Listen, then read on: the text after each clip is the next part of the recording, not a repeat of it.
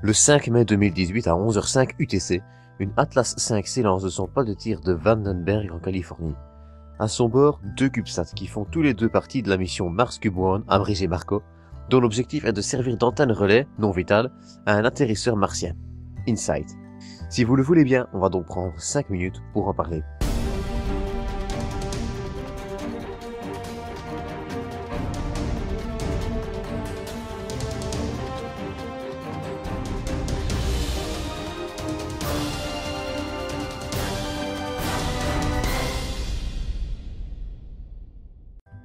InSight est un atterrisseur destiné à la planète Mars, développé principalement par la NASA, mais également avec l'aide du CNES, le Centre National d'Études Spatiales, et le DLR, le Centre Allemand pour l'Aéronautique et l'Astronautique.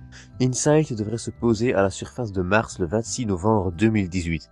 Une fois posé, InSight déploiera ses différents instruments dont un capteur de flux de chaleur censé mesurer l'activité de Mars, qui s'enfoncera jusqu'à 5 mètres dans le sol de Mars, un record.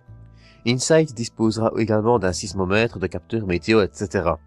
Sa mission sera d'étudier le fonctionnement interne de Mars, ses secousses sismiques, leur intensité, l'activité du noyau, etc., ce qui nous permettra une meilleure compréhension de la dynamique de la planète rouge ainsi que de son développement passé et futur. D'autre part, le sismomètre permettra aussi de détecter une éventuelle chute de météorites à la surface de Mars, permettant ainsi d'en apprendre plus sur la régularité des impacts à la surface de notre jumelle. InSight devra se poser à l'équateur, sur Elysium Planitia, l'une des régions qui fut jadis les plus actives volcaniquement parlant. Région d'ailleurs qui représente les plus de chances de succès pour la mission avec près de 99%. Mais InSight ne fait pas route vers Mars seul.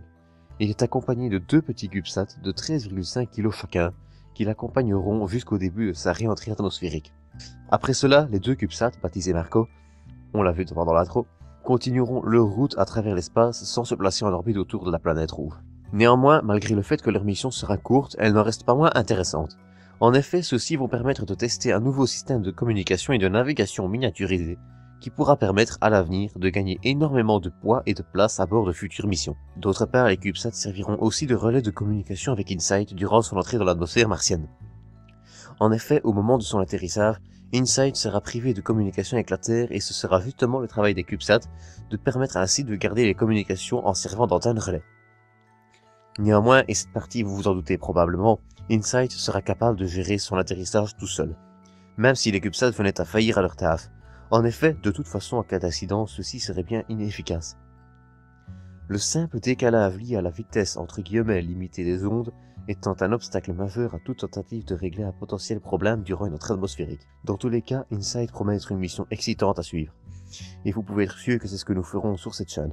En attendant, c'est tout pour l'épisode d'aujourd'hui. Quant à moi, je vous dis à très bientôt pour un prochain 5 minutes pour parler.